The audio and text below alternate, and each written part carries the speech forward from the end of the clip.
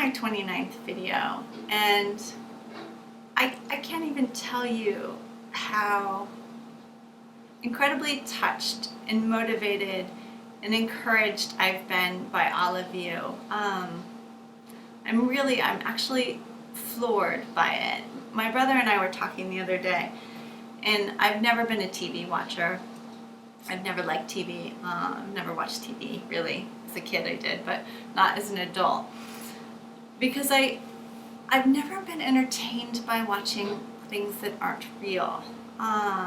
Yeah, when I'm in a trade show or I'm in an airport and the TV's on, I'm like a brainless, dribbling droll. I'm like staring at it like it's this big shiny box of entertainment and it's so new and novel. But I'm also horrified and disgusted at the same time because the content is often not something I'm interested in. But the internet is different. So now we have access to information from all of these different sources, information that feeds our souls, information that connects us. And I think I had made 7 videos before I finally realized I could put my finger on what it was. And I said to my brother, I said, this is the thing that sets this apart, is that now you have people building content that is building communities, and there's a tangibility, there's a knowability, and there's a connectivity that has been absent all of these years in TV, where you have the actors portraying something and you, the watcher, and there's a huge chasm of disconnect. But with this and YouTube specifically, this medium, now you have these acting people, these creators, and you have a community around them, and there's a connection. There's the possibility for questions, for answers, for interaction, and it's so extraordinary, and I didn't get it. I didn't realize that that's what was going on here until I was maybe 10 or 12 days into it, and I'm floored. So thank you for being here. Thank you for commenting. I know a few of you have gotten really totally excited about comments when it comes to food policy and things that I'm very passionate about. So if you hit on one of my buttons, I will go off, and I'm never going off in a mean way or a mad way. I'm just going off in a very I'm super passionate and I need to say this kind of way. So thank you for that. Thank you for making me think and making me react and making me very excited about what it is that we're sharing here. And thanks for being here. So part of my mission, and the people that know me, I'm kind of infamous in my small town, is being highly picky, number one, and very OCD when it comes to recipes. Food is my passion, and it's always been my passion. And I'm scientific enough and anal enough that I can make a recipe 20, 25 times and change one variable every time, just for the sake of testing. So I know that most people can't do that. They won't do that. They're not interested in doing that. And so I'm here to do that for you.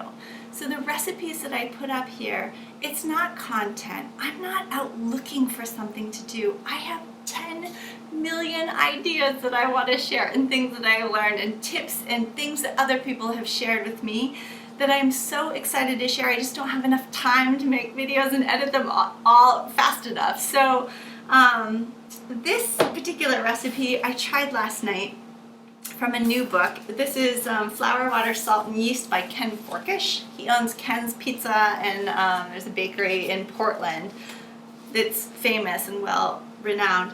Ken is kind of a kindred spirit of mine. He is absolutely precisely exacting. He talks about temperature gradients in his water of 1 degree and the outcomes that those temperature differences produce. And so when I find somebody that is intensely motivated by food, like Ken is, I read everything I can, watch videos, anything that he has to do with, so that I can learn what he knows. And that's the kind of cook I am. That's the kind of person I am. That's how I've always been as far as research and school. It's just what fuels my passion. And so when I make a recipe and I put it up there, it's not just content. I'm making something, I'm developing something for you that is fail-proof. It's been tried, it's been tested, and it's absolutely delicious. And so this bread recipe I'm going to share with you. I'll probably share it next in my next video. But I'm really impressed with this. Ken is an artisan bread baker, but he also has 1-day bread recipes and 2-day bread recipes, and that might sound crazy for some of you that have never made bread, but really good bread can be a multi-day process. So this was the 2-day bread. Last night at about 8 o'clock, I made the original dough, and I think it was, what, 9:30 or 10 when I was done messing with it, and it only needs like a couple minutes. This is actually a no-knead bread. It's a fold method where you fold it and you let it sit for 5 minutes, and you fold it for 30 seconds and let it sit for 15 minutes and do the same thing again. But we'd had this for lunch, and the crumb is lovely and open and spongy with this caramely outer crunchy crust. It's a really exceptional bread. And I'm really impressed by him and his thoughtfulness in his approach to bread. So those are the kinds of things that motivate me, and those are the kinds of reasons that I share what I share with you. So I just want to give you a little bit of history so we kind of know, you know who I am. I'm not a TV chef. I'm not a trained culinary chef. I have never had a restaurant. I will never have a restaurant. But I'm just a super passionate cook, and I love people that are wickedly smart and have done amazing things in their industry, and those are the people that I study and I learn from, and that's the kind of stuff that I'm going to pass on to you. So thanks for being here. I really appreciate it.